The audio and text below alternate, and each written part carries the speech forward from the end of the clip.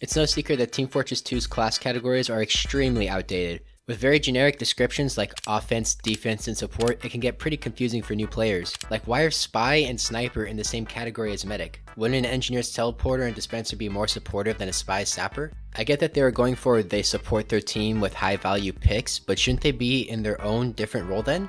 And what's with Demoman being on defense? His only defensive options are sticky traps and spam. He can jump around just as fast as a soldier can, and has the highest damage output potential out of all the offense classes. And why is Pyro still in offense after he got his Air Blast added? Yeah, if you didn't know, Pyro was released without Air Blast and didn't receive it until about a year into the game's existence. And Pyro without Air Blast actually kind of makes sense with him being in the offense category, but now that he has it, it's probably one of the strongest defensive options in the game. So today I'm here to argue that there are actually 5 roles in Team Fortress 2, because let's face it, Valve might have been close upon releasing the game, but as people started to get better and unlockable weapons and new features started getting added to the game, these categories became very overdue for a rehaul. I'm gonna keep 2 of the original categories and make 3 new ones. I'll start with the 2 that Valve originally had in the game, and then make up 3 new ones to place the other mercs in, because they just do not fit into offense, defense, and support. But first up, we'll talk about the defense category. I think defense is the best place to start because it's a very simple category and it's easy to understand. And I'm going to place heavy and pyro here. And I may get some negative reactions here because I'm not putting them into what people commonly call a power class. And I don't really like that term. I think it's fine if you're referring to Uber candidates for a medic or asking your team for more power classes when your team is heavily stacked with snipers and spies and NGs. But I just don't like categorizing the classes that way in terms of their role and what they should be doing. Like, calling a class a support class makes sense. They're supporting their team with their kit, and whether that be through heals or some kind of other factor, it's still supporting the team. What does a power class do? Be powerful? Like, you can't put Pyro and Demoman in the same category or Soldier and Heavy in the same role and say that they do the same thing. Not to mention, too many classes fall into this category. Like, are we really going to put 5 of the 9 mercenaries in the same category and say that they all do the same thing? So in order to prevent a bunch of comments asking why I didn't include power classes as a thing, here we are. Now back to actually talking about what this segment is for.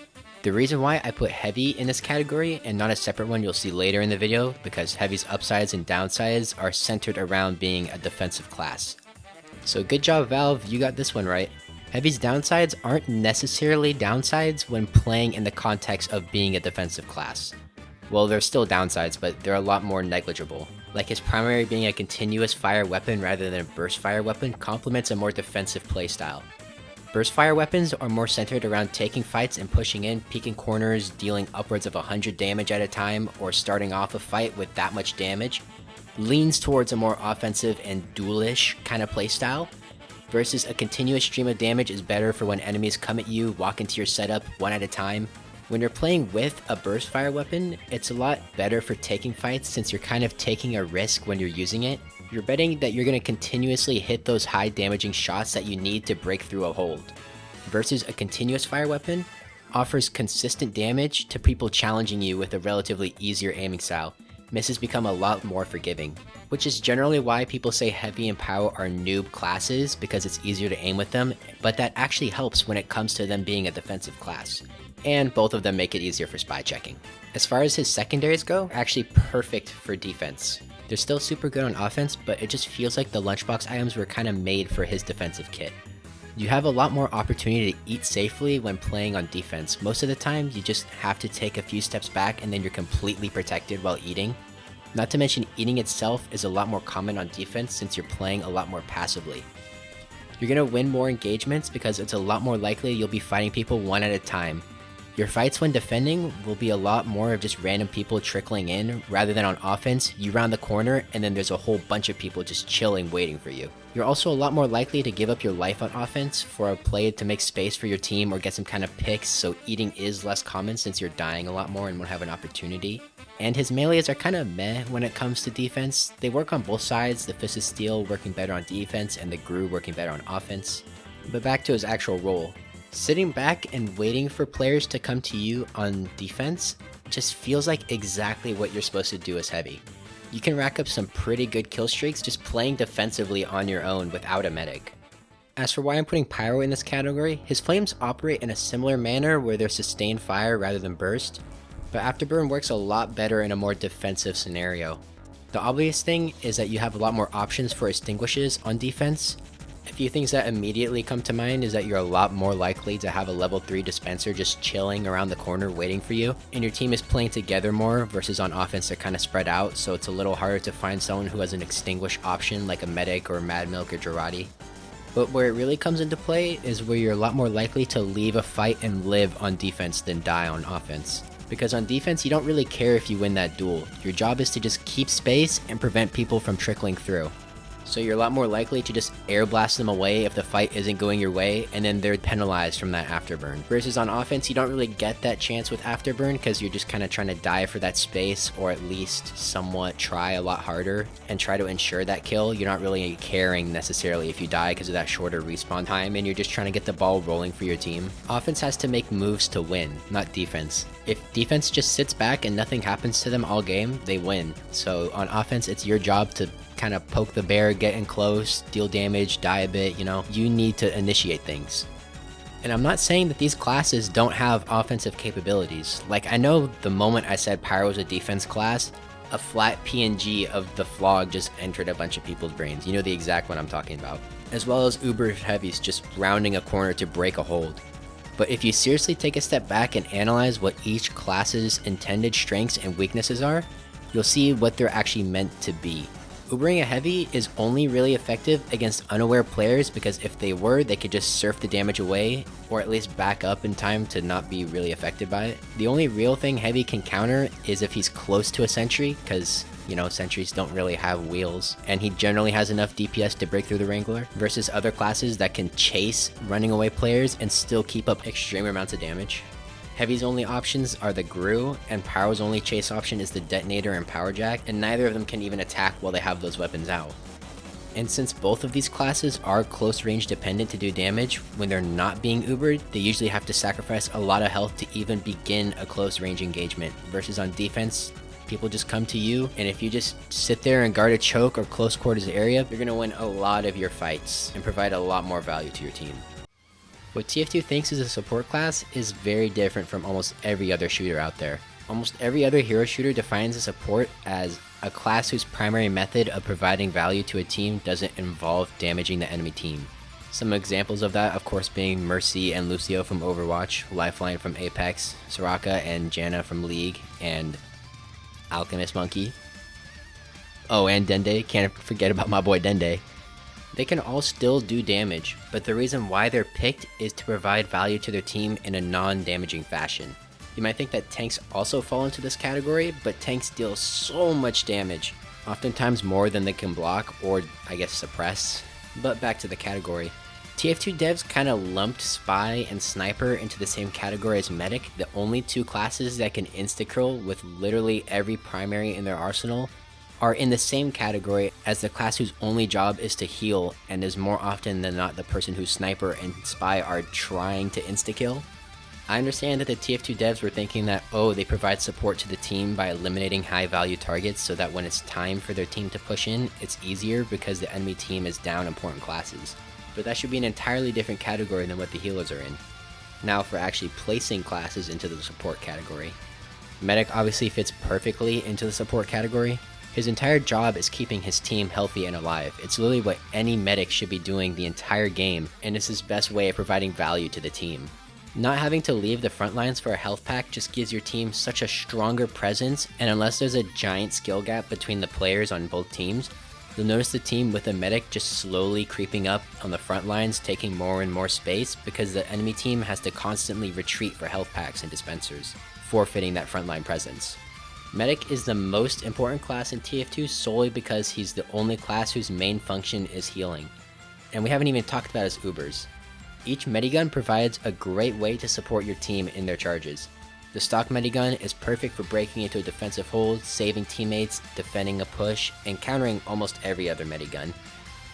The Kritzkrieg is great at just erasing the enemy team and opposing quick fix Ubers. The quick fix Uber itself is good for bringing a team on the verge of being killed by a single gust of wind back to full HP in a few seconds. And the Vaccinator is amazing at just being the most annoying Medigun in the game. No matter what you pick, you're going to be supporting your team. Same with literally all his melees except for stock, which just does a flat 65. They either all directly support his team or lead to it with future uber charge. His primaries are focused on providing self-defense, but they're not exactly good at that unless you're holding S in a straight line and the person trying to kill you is holding W in a straight line. Except of course for the crossbow, which gives long range and burst healing. Everything in Medic's kit is designed for supporting his team pretty much. So he is undoubtedly the easiest pick to put into the support category. The second class I'm going to be putting into the support category is actually Engineer. Now the Engineer's kit is definitely in line with what other shooters would consider a support character. Apart from the Widowmaker, all his unlockable shotguns are designed to protect his buildings from going down, or once they go down, that they give him a little extra defensive options than a stock shotgun. His 2 unlockable secondaries are designed to protect the very buildings that support his teammates.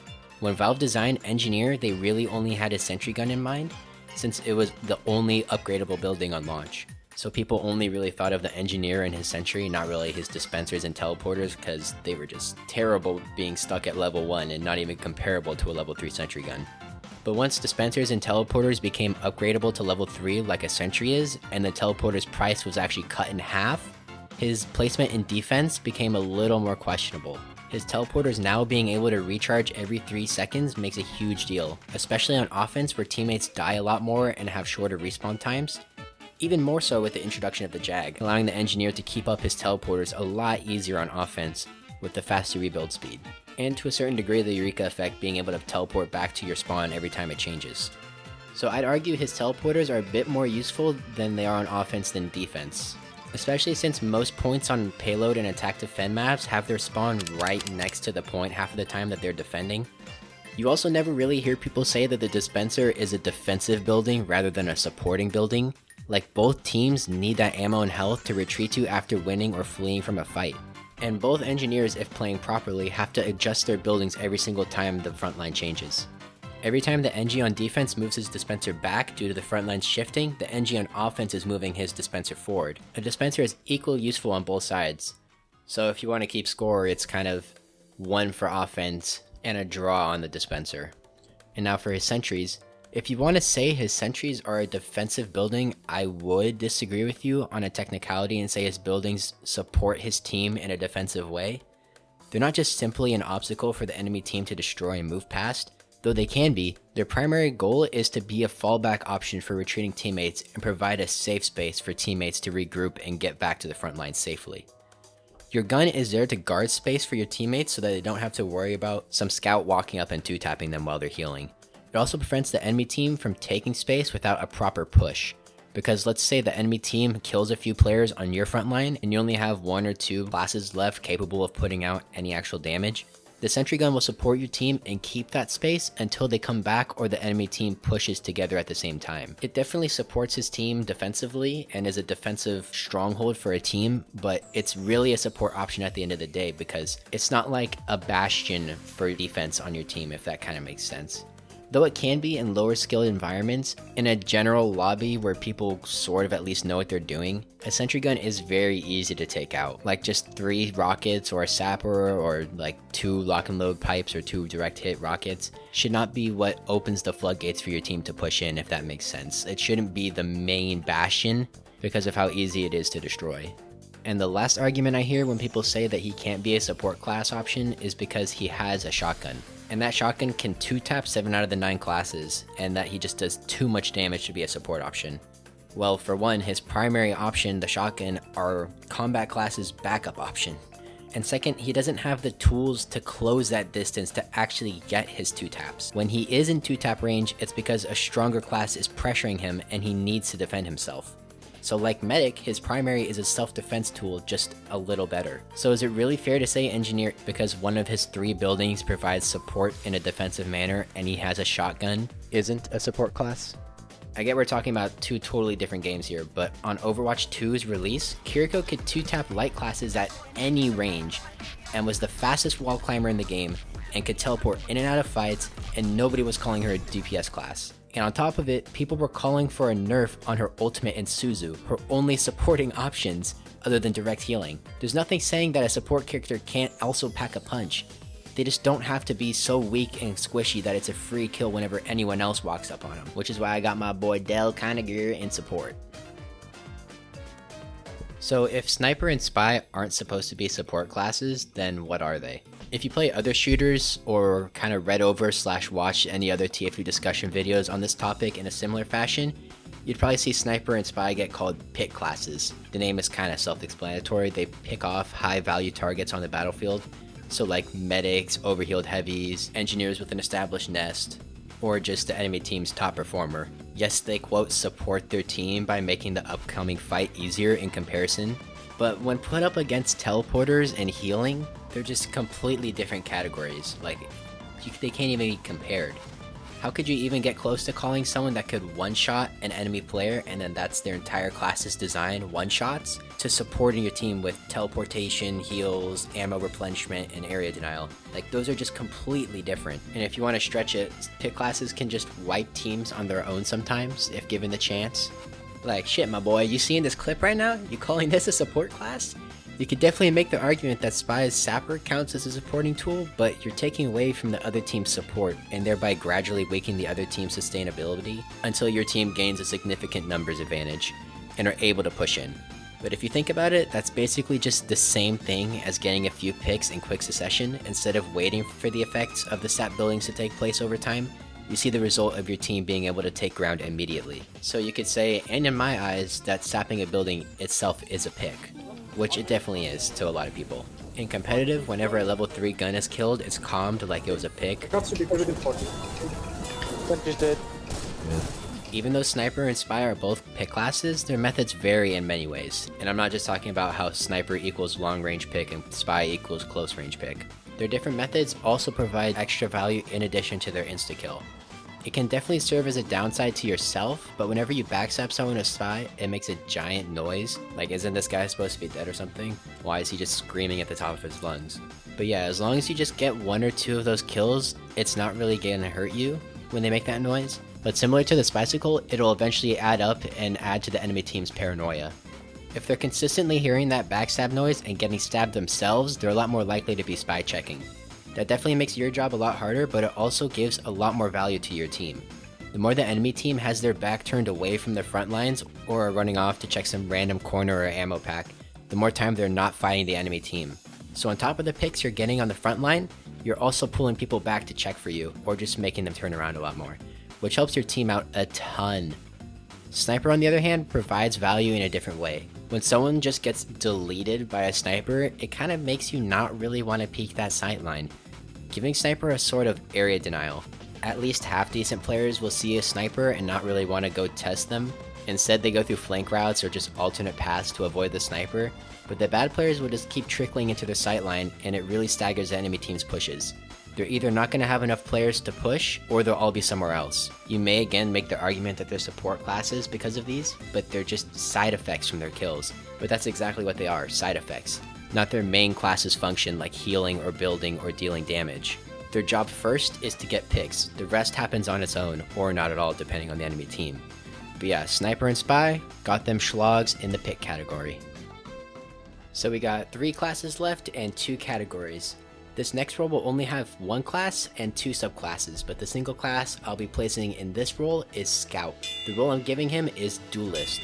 Scout's tools basically encourage him to only take one-on-one fights and to start those duels in an advantageous position, as well as have a high win rate in said duels. Even down to his weapons, they deal extremely high burst damage, and unlike other classes with single fire, high burst damaging weapons, he can consistently utilize their max damage. Versus, for example, Heavy and Soldier, your shotgun shots are only going to be doing 30 to 75 damage-ish, but with Scout, you can consistently hit those 110 meat shots depending on the fight. Basically, his entire shtick is taking isolated duels. You never really want to be on the front lines trying to kill multiple people at once without some kind of type of aid, whether it be healing or like a banner. But his speed and double jump allows him to get into places where the main battle isn't happening and to take those isolated fights on either the flank or the enemy team's backlines. But of course, I know a lot of people are saying that Scout is generally just a free kill, otherwise medics wouldn't just run at them with their Uber Saw, which is generally true. In casual, Scouts are really not able to take advantage of those in a fight. It's really hard to have good movement and keep up that high accuracy. Scout loses a lot of his matchups when the skill floor is pretty low. But when you enter a mid to low level competitive play in terms of DM skills, Scout doesn't really have a losing matchup. As long as the fight doesn't take place on just a flat surface with no props or height difference, all his matchups are either winning or neutral. Unless it's something against like Badlands Spire where the soldier's height difference is just massive and Scout can't really get up to it without taking a bunch of damage. Scout's double jump and speed just makes it impossible to hit him when going up against a good movement player. Plus that high burst damage, he doesn't even necessarily need to get close. Good Scouts will just chill at that medium range, dodging all your shots while dealing 40 to 80 damage every shot. I know Scouts are generally a free kill in casual, but that's because they don't have that good movement locked in yet. But when you see at least half decent Scouts play the game or in MGE, it becomes pretty apparent he has no negative matchups without some kind of extremely unbalanced terrain setup. But that's why he is the way he is. His downside is just low HP and single target weapons. He can't sustain being on the front lines with such low HP without a team properly coordinating focus fires. Maybe he could if he was somehow able to deal splash, but in my eyes, the name Duelist just perfectly encapsulates Scout as a whole. As for the two subclasses I mentioned earlier, Demo Knight and Hybrid Knight both fall into this category as well, I'd argue.